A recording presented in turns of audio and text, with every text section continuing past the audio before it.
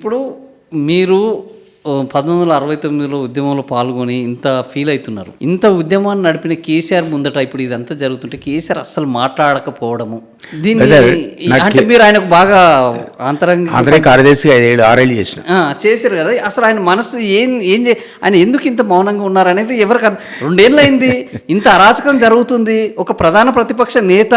కేసీఆర్ అనేవాడు ఆయన నేచర్ మీద తెలియదు, ఇవన్నీ పట్టించుకోడారు. నీ జ్ఞాపకం ఉంటే పీక్ తెలంగాణ మూమెంట్లో ఆయన సెకండ్ టైం వచ్చినాక ఆయనతో కాలే 2012 కల్లా 9 ఎప్పుడు ఏర్పడేది చేసి ఆ టైం కల్లా ఆయనకు పాపం ఇక ఆయన డస్సిపోయాడు, అలసిపోయాడు. ఆయన ఏం చేసిండు, ఒక్క టీఆర్ఎస్ అంటే వీళ్ళు రారు, బీజేపీ రాదు, కాంగ్రెస్ రాదు, మా పోరాటం సరిపోదు. 2 సార్లు ఎలక్షన్ పోతే ఒకసారి 27 గెలిచిండు, ఒకసారి 17 గెలిచిండు, ఒకసారి 7 గెలిచిండు రాజశేఖర్ పీరియడ్. పట్టుబరి 10 గెలవలేదు రాజేంద్ర, తలకాయ ఎక్కడ పెట్టుకుంటాను ఆయన అసెంబ్లీ అన్నాడు రాజశేఖర్. అంత పరిస్థితి. 5 రాజీనామా వేస్తే 2 ఎంపీలు గెలిచిండు, ఎమ్మెల్సీలో 2 రాజీనామా వేస్తే నేను ఒక్కడే గెలిచిన. చాలా దారుణం. అసలు ఆ లెక్కలు చూసి తెలంగాణ రావడానికి అవకాశం లేదు, ఉద్యోగులు అంటాడు ప్రతి ఒక్కడు. ఆ టైంలో ఆయన సెకండ్ టైం జేఏసీని ప్రమోట్ చేసి అద్భుతమైన ఐడియా. అప్పుడు ఏమైంది, జేఏసీ కోదండరామన్ పెట్టిండు. కోదండరామన్ వాడు ఎవడికి చెందిన వ్యక్తి, న్యూట్రల్ పర్సన్. అందులో జేఏసీలో టీడీపీ చేరింది, బీజేపీ చేరింది, కాంగ్రెస్ చేరింది, ప్రజా సంఘాలని చేరినాయి, ఉద్యోగ సంఘాలు. ఒక ఉధృతమైనటువంటి విప్లవం, సకల జిల్లా పోరాటం, సాగర హారం, ఆ రూపాలు మిలియన్ మార్చ్, ఆ పంట వార్పు, ఆ పోరాట రూపాలు గవర్నమెంట్ షేక్ చేసినాయి. అది ఎవరు దానికి ఆదుడు అంటే నాకు ఎంత కోపం ఉన్నా కేసీఆర్. అతని కంట్రిబ్యూషన్ లేకుండా తెలంగాణ రాలేదు అని వ్యూహం పోయి. ఇప్పుడు ఆయన 24 hours కత్తి పట్టుకొని నీతో పరిగెత్తమంటే పరిగెత్తాడు. ఆయన ఎప్పుడు అవసరం ఉంటే అప్పుడు తలవారు తీస్తాడు. ఎవడు అన్నాడు పార్టీ వాడు, ఏదైతే మా తుపాకి కూడా కేళ్ళాడేసిందంటే ఇంకోటి తుప్పు పట్టిందంట. సో మనం ఆయన తప్పట్లేదు. ఆయన ఎగ్జాంపుల్ చెప్తాను అంటే మన బాధ ఆయనకు కూడా ఉండొచ్చు, మనకేం తెలుసు. కానీ ఆయన కూడా తప్పించి తెచ్చిందే కదా. సరే దాన్ని మిస్యూజ్ చేసిండు, కుటుంబానికి అప్పచెప్పిండు, దోచుకున్నారు, అది తప్పు. ఆయన తెలియదు, మరి ఏంటో తెలియదు. కానీ ఆ అమ్మాయి చెప్తే మా నాన్న చాలా ఇది ఏం శంకరుడు, బోళాశంకరు, ఆయనకి ఏం తెలియదు, అంత చుట్టూన్న కోటరి అని మా అమ్మాయి కవిత చెప్పేది. మరి భగవంతుడు తెలుసు, నాకు కూడా తెలుసు ఆయన బోళాశంకరుడు కాదని. నేను చెప్తే బాగుండదు పక్క పెట్టు. కానీ నేనేమంటున్నా అంటే ఈ రోజు కూడా కేసీఆర్ అనేవాడు ఆ రోజు మీకు జ్ఞాపకం ఉంటే సెకండ్ టైం తెలంగాణ వచ్చినాక ఇతర పార్టీతో నెగోషియేషన్ మానేసాడు. కాంగ్రెస్ 40 సార్లు ప్రయత్నించింది దిగ్విజయ్ సింగ్ ద్వారా అలయన్స్ పెట్టుకుందామని, కేర్ చేయలే. కరెక్ట్ టైం డెసిషన్ తీసుకున్నాడు. ఈసారి టీఆర్ఎస్ ఒక్కళ్ళే పోటీ చేస్తారు. ఎక్కడ పోయిండు, కరెక్ట్గా 45 రోజులు రోజుకు 2 మీటింగ్లు హెలికాప్టర్లో పోయిండు. పొద్దున ఒక సమావేశం, ముందు లేవలే. అవును, ఆ 90 మీటింగ్లు కేసీఆర్ మార్నింగ్ ఈవినింగ్ పెట్టి పండుకున్నాడు. పోయి ప్రజలు పట్టగట్టి అతనికి ఎప్పుడు లేవాలో ఎప్పుడు ఏం చేయాలో తెలుసు. నేను శత్రు కూటమిలో ఉండి కూడా మాట్లాడుతున్నాను. We have to accept that man's decision. ఇప్పుడు ఏదో సర్పంచ్ ఊటీలు ఉన్నాయని, లేకపోతే జెడ్పీటీసీ ఉన్నాయని కేసీఆర్ లాంటి వాళ్ళు లేచి ప్రచారాన్ని బయలుదేరుతారు అనుకుంటే మీరేంటిగా ఆ సీఎం అసలు తిరగచ్చా అని.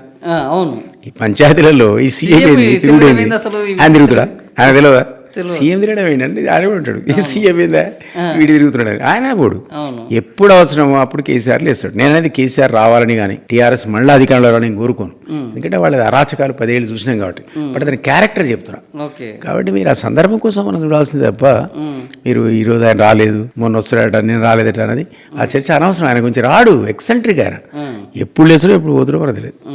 ఇప్పుడు ఏదో 22వ తారీఖు మళ్ళీ భవన్కి వస్తున్నాడు, మొత్తం పటాష్ అవుతుంది, నీళ్ళ మీద పోరాటం చేస్తారు అని అంటున్నారు. నాకది డౌట్. ఆయన అవసరమైతే వస్తాడు ఎలక్షన్. నీకు మళ్ళీ MLC MLA elections, MP elections వచ్చినప్పుడు ఆయన హెలికాప్టర్లు వేస్తాయని అనుకుంటున్నాను. అప్పటిదాకా ఈ హరీష్, కేటీఆర్, బీజేపీ వాళ్ళు ఇంకోడు మాలాంటి తిట్టుకుంటే తిరగాల్సిందే. అది ఆయన మలస్టానికి వచ్చుకుంటాడు తన వైపు. అది అటుపోద్దా ఇంకోటి దిగిపోద్దా, ఇప్పుడే too early to comment. Okay, ఇప్పుడు ఈ ఉప ఎన్నికల్లో ఇప్పుడు మీరు అన్నట్టు దానం నాగేందర్ రేపు ఉప ఎన్నికలు బహుశా ఆయన డిస్క్వాలిఫై అవుతాడు. అది ఉప ఎన్నికలు వస్తుంది అక్కడ. ఓకే, సో ఇప్పుడు సర్పంచ్ ఎన్నికల్లో మేము గెలిచాము, అంత మ్యాండేట్ మాకే ఉన్నది, సో మా 2 ఏళ్ల పాలనకు ఇది ప్రజా తీర్పు అని రేవంత్ రెడ్డి అంటున్నారు. అనుకుంటాడు కదా, అనాలి కదా, తప్పదే. లోకల్ బాడీలో అధికార పార్టీకి మొగ్గు ఉంటుందని అందరికీ తెలుసు. ఆయనకు 70 వచ్చినా 55% వచ్చినా అది రేపు 70కి మారితే కూడా మనం ఆశ్చర్యపోనక్కర్లే. మనం ఇంతకుముందు అనుకున్నాం కమ్యూనిస్టులు అండ్ బీజేపీ తప్ప వాళ్ళు కూడా నా 5% పోతున్నాం, కానీ వీళ్ళందరూ పులోమంటే పోయేటోళ్ళే. మీరు ఆపలేరు, అధికారం కోసం పోతారు. ఈరోజు మనం తప్పబడే పరిస్థితి లేదని మనం అనుకుంటే ఇప్పుడు మీరు హైదరాబాద్ ఈ పునర్విభజన మీద ఏం మాట్లాడతారన్నా? ఇప్పుడు 300 వార్డులను చేస్తున్నారు. తప్పేముంది, డెవలప్మెంట్లో ఒక భాగం. బట్ ఒక అన్ఫార్చునేట్గా ఒక రూమర్ ఏమొస్తుందంటే ఇది గ్రేటర్ హైదరాబాద్ పెంచి దేశానికి సెకండ్ క్యాపిటల్ చేస్తారని వస్తుంది. అవును, అది చేస్తే కొమ్మ మునిగిపోద్ది. ఎందుకంటే హైదరాబాద్ నుంచి వచ్చే ఆదాయమే 60% ఆదాయం తెలంగాణకి. ఇది తీసేస్తే తెలంగాణ ఉన్నావటి లేకున్నావటి. కాబట్టి ఈ గ్రేటర్ హైదరాబాద్ ఎక్స్పాన్షన్ని కేంద్రం అడ్వాంటేజ్ తీసుకోకుండా ఉండాలి. అట్లా ఉండాలంటే ఏం చేయాలి ఈ ప్రభుత్వము? అంటే వీళ్ళు చేరిస్తారు తప్పేముంది, డెవలప్మెంట్ వస్తే రేపు. అంటే కేంద్రం కావాలనుకుంటే రాష్ట్రం వద్దనుకునే అది ఉంటుందా? కేంద్రం ఇష్టం, అది కేంద్రపాలిత ప్రాంతం చేస్తా అంటే కశ్మీర్ లాంటి స్టేటస్ పీక్ అవతల పారేసింది స్పెషల్ స్టేటస్ని. పార్లమెంట్ మీరు చెప్పే పార్లమెంట్ అమెండ్మెంట్ ద్వారా అబ్జర్వేట్ మెజారిటీ ఉన్నప్పుడు దీన్ని మేము second capital of the country and it will be under government of India అంటే ఏం చేస్తాను? అది జరగకూడదని కోరుకుంటున్నాను తెలంగాణ వాదిగా. ఎందుకంటే అది పోతే మనకు అది ఉన్నా ఒకటి లేకున్నా ఒకటి. అప్పుడే తెలంగాణ విభజించేటప్పుడు 3 వాదనలు వచ్చినాయి.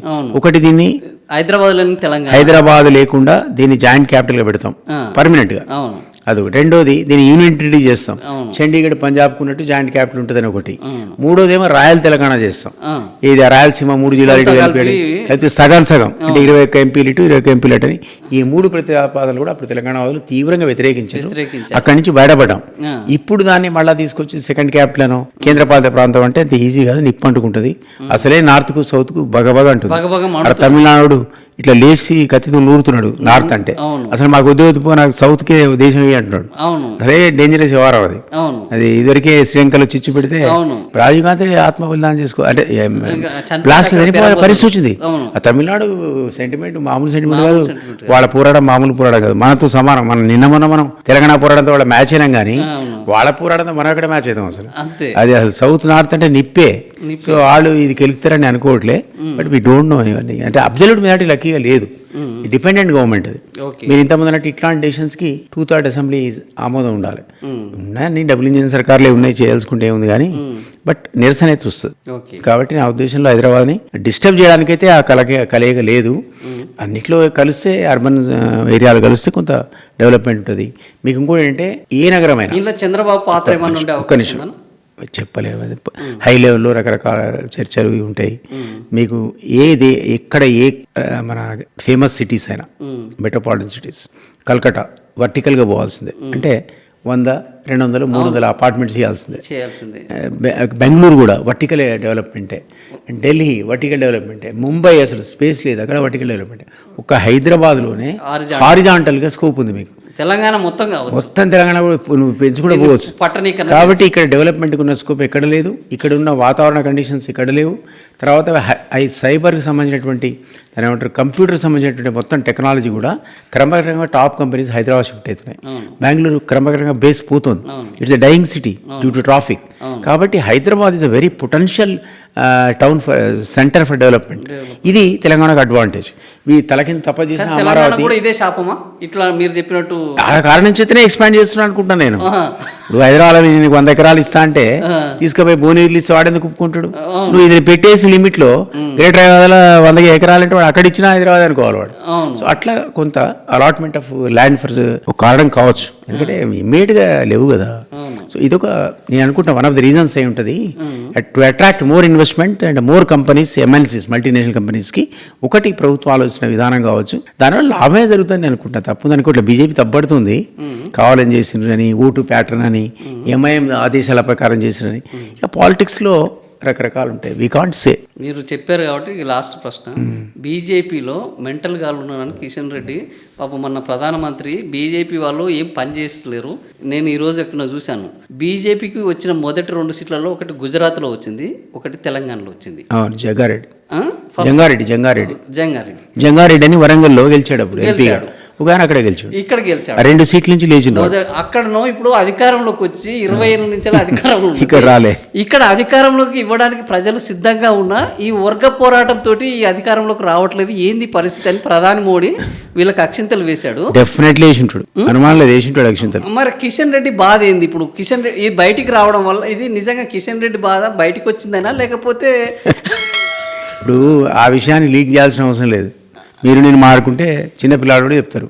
ఇక్కడ ఫస్ట్ ఆఫ్ ఆల్ బీఆర్ఎస్ అధికారంలో ఉంది. యాంటీ ఇన్కంబెన్సీ అండి, ఇంతకుముందు చెప్పిన అవినీతి కానీ రకరకాల అహంకారం, కేటీఆర్ అహంకారం కూడా ఒక కారణం. అది అధికారం కూలిపోయింది. 3వ సారి వస్తారనుకున్నారు, వీళ్ళు గెలిచింది ఎంత 3-4 సీట్లు. మీరు చెప్పిన రకరకాల వ్యక్తులు పనిచేయంగా, నిరుద్యోగులు పనిచేయంగా బలపం కట్టుకొని తిరిగి అంతే ఏదో అయిపోద్ది అని పాపం 28 లక్షల మంది పోయిన ఊళ్ళ మీదకి డబ్బులు లేకుండా పోయి తిరిగితే పడిపోయింది. అప్పుడున్న పొలిటికల్ వ్యాక్యూమ్ని నింపుతుంది కాంగ్రెస్ అనుకున్నాం.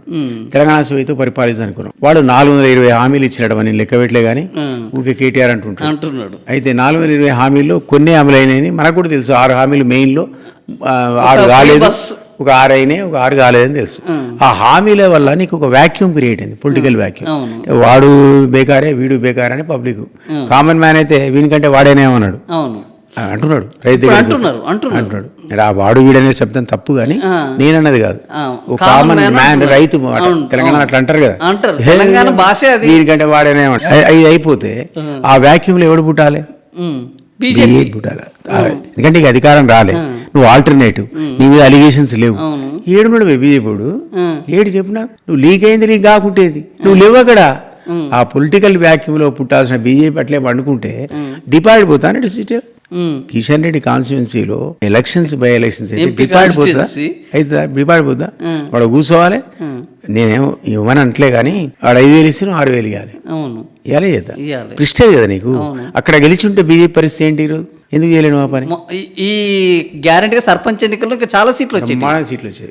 అది నువ్వు బంగారు లాంటి అవకాశం డిపాజిట్ కోల్పోయిందండి. ఆల్టర్నేటివ్ లేనప్పుడు ఏమైంది? చచ్చిపోయింది అనుకున్న బీఆర్ఎస్ మళ్ళీ పుట్టింది. ఆయన 100 సీట్లు ఉంటే 50 వచ్చినాయి. పార్లమెంట్ ఎలక్షన్స్ లో 0 ఉన్న బీఆర్ఎస్ సప్పతిస్తున్నది ఎట్లా వచ్చిందండి? అంటే చూస్తున్నారు కదా, అంటే ఆటోమేటిక్ గా వీడు కాదు, ఇక వీడే అంటారు, వీడు వాడు తప్పులు వీళ్ళు కాదు వాళ్ళు అంటున్నారు. ఎందుకు అంటున్నారు? వీడే ఉంటాను నేను. నీకు గోల్డెన్ ఆపర్చునిటీ ఉంటే బీజేపీ దాన్ని స్క్వాండర్ చేసింది, ఇంగ్లీష్ స్క్వాండర్ అంటారు, చేతిలో పాడు చేసుకుంది. ఈరోజు చచ్చిపోయింది అనుకున్న బీఆర్ఎస్ పుడుతుంది. దీనికి ఎవరు కారణం? బీజేపీ కారణం. కాబట్టి డెఫినెట్గా వ్యాక్యూమ్లో రావాల్సిన బీజేపీ ఇట్లా పడుకోవడానికి టాప్ లీడర్షిపే కారణం. అది కిషన్ రెడ్డా, బండి సంజయ్, ఇంకొక ఆయన, అసలు కేంద్ర మనకు అనవసరం. వ్యాక్యూమ్లో నువ్వు లేవు, చర్చలో ఈరోజు పడిపోతున్నావు గ్రాఫ్. ఇది తప్పు అంటాను నేను.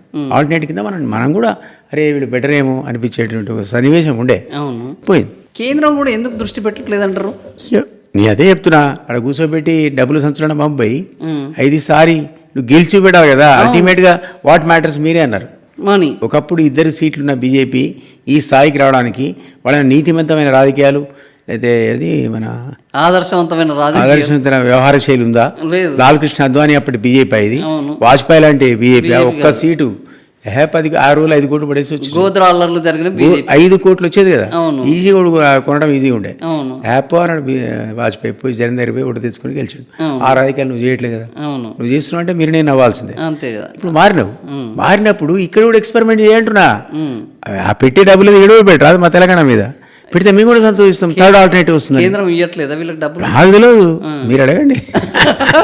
కిషన్ రెడ్డి ఏం సార్ డబ్బులు పెట్టలేదా? ఆయన ఇన్ఛార్జ్ కదా, అవును, మరి పెట్టాలి కదా. జనరల్ గా ఇంత డిపాజిట్ పోయినప్పుడు నైతికంగా వీళ్ళ మీద యాక్షన్ తీసుకోవడం కేంద్రం అదే యాక్షన్. తిట్టడం అనేది అదే యాక్షన్, తిట్టడమే యాక్షన్. మొట్టికాయలు అది వాళ్ళు దానికి డెఫినెట్ గా వాళ్ళ ఒక్క పార్టీకే కాదు, ప్రజలకు కూడా జవాబుదారి. వాడు ఇంత వ్యాక్యూమ్ లో నువ్వు ఎందుకు లేవు ప్రజలు చెప్పాలి. మన రేపు అనాలిసిస్ ప్రకారం బీజేపీ కోలుకునే అవకాశం ఉందా తెలంగాణలో? ఎందుకు లేదు? మొన్నదాకా అనుకున్నారు కదా, వీళ్ళిద్దరు పోయినరు, వీళ్ళే రావాలని కోరుకున్నారు. ఇప్పుడు వీళ్ళు లేస్తలేరు అంటున్నారు. మరి కథం అయిపోయినట్టే. అంటే all to the right of anybody. వాళ్ళకి కూడా 700 సీట్ల దాకా వచ్చినట్టున్నాయి, గతంలో ఒకటి ఎక్కువ వచ్చినట్టున్నాయి. వాళ్ళ సంతోషం అదే లెక్క ఉంటుంది. రామచంద్రరావు అదే చెప్తున్నాడు, ఏదో కంటే ఎక్కువ వచ్చింది. బీజేపీకి పర్సంటేజ్ ఆఫ్ ఓట్లు పెరిగినాయి, లోకల్ బాడీ అదేది బై ఎలక్షన్ పెరిగినాయి. ఇది లెక్కనా? నువ్వు గెలవాలి కానీ అది లెక్క. ఓట్లు పెరిగాయని డిపాజిట్ పోయిందంటే ఇది ఎక్కడ పంచాయతీ?